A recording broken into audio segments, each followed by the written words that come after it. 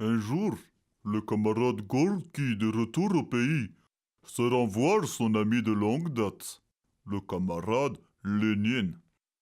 Après de chaleureuses retrouvailles, Gorky, tout enjoué, propose à Lénine d'aller boire un rouble de vodka. Lénine, invoquant les restrictions imposées par la Révolution, refuse de boire plus d'un demi-rouble. Gorky n'en est que plus amusé. Il se remémore les folles nuits d'ivresse passées en compagnie de son ami, à l'époque où il résidait encore à Capri. Il insiste et fait remarquer à Lénine que deux personnages de leur importance peuvent sûrement se permettre ce petit extra. Personne ne leur en tiendra rigueur. Lénine s'irrite et persiste dans son refus. Gorky, finalement intrigué, lui demande les vraies raisons de son obstination. Lénine se prend alors la tête entre les mains et lui répond: Tu vois, Alexei Maximovitch, la dernière fois que j'ai bu un rouble de vodka avec un ami, ça m'a tellement fait d'effet que je n'ai pu m'empêcher de faire un discours aux ouvriers qui m'attendaient à la sortie. Et, à ce jour, j'essaie toujours de me rappeler ce que j'ai bien pu leur dire pour qu'ils fassent autant de conneries.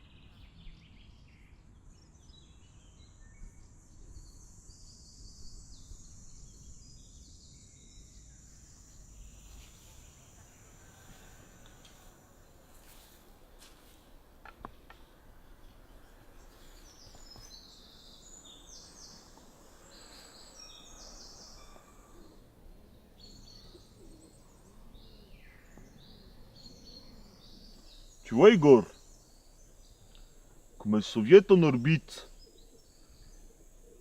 personne n'est prophète en son pays. Sergueï va se manger les doigts de pied. J'ai hâte de voir sa grosse tête de tatar quand on lui ramènera notre petite trouvaille.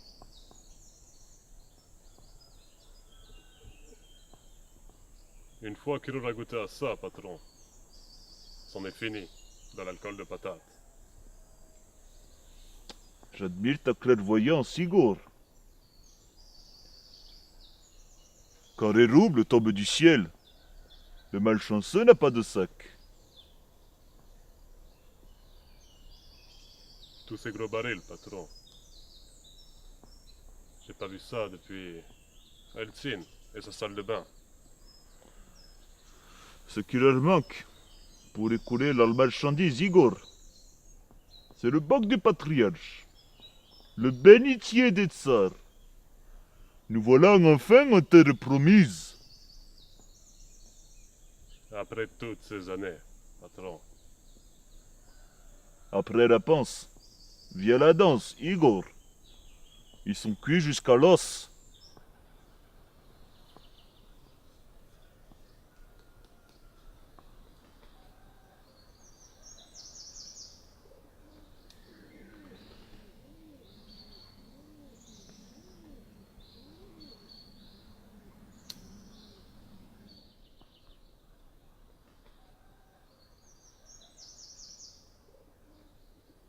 Patron, vous vous rappelez la fois où mon père a voulu vendre Marinochka sur le marché de Voronezh?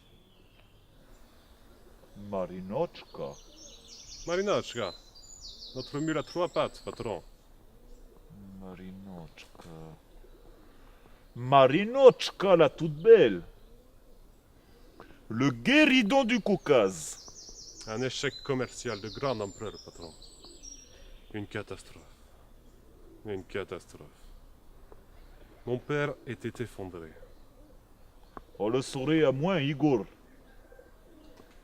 Une fois rentré, ma mère en colère m'a proposé de cuisiner un bortsch avec la bourrique. Ah. Svetlana. Quelle femme. Quelle poigne. Corinne. Corinne. Corinne comme moi. Corinne. Corinne.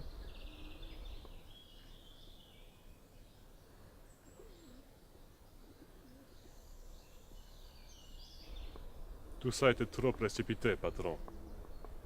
On a invité oncle Boris pour le repas. Ce beau vieux bolchevique de Boris. Toujours en attente de la livraison de Salada. Boris, le gourou. On a dû lui amputer l'estomac, patron. Un sabot dans le retard. Il est devenu Christophile. Christophile. Pas le choix, patron. Il a gobé un sabot. Une chance sur 3. Pauvre Marinochka. Bon Dieu mouille. Mais de quoi se nourrit-il alors? Prech. De mollusques, patron. Que des mollusques. À tous les repas. Comme vous dites, patron. C'est plus le même homme. Il est flasque. Tout flasque. Une veille de carême, alors qu'on était tous réunis. Il a même voulu manger une éponge, patron. Mon père a dû l'enfermer dans le cellier. Et vous savez ce qu'il a fait, ce moujik? Il a mangé tous les joints de la machine à laver. Votre savac. Patron!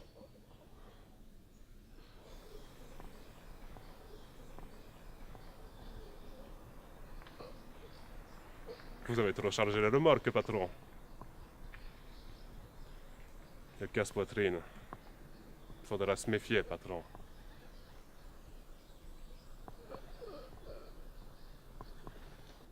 Ça me rappelle cette histoire que vous aviez l'habitude de raconter.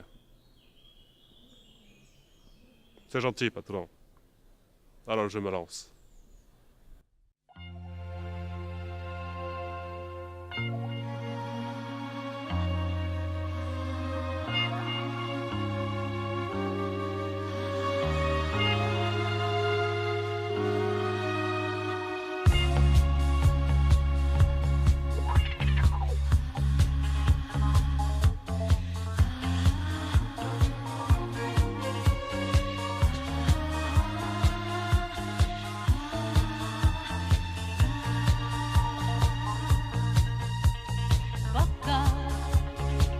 Vēl vakar dejojām šo deju,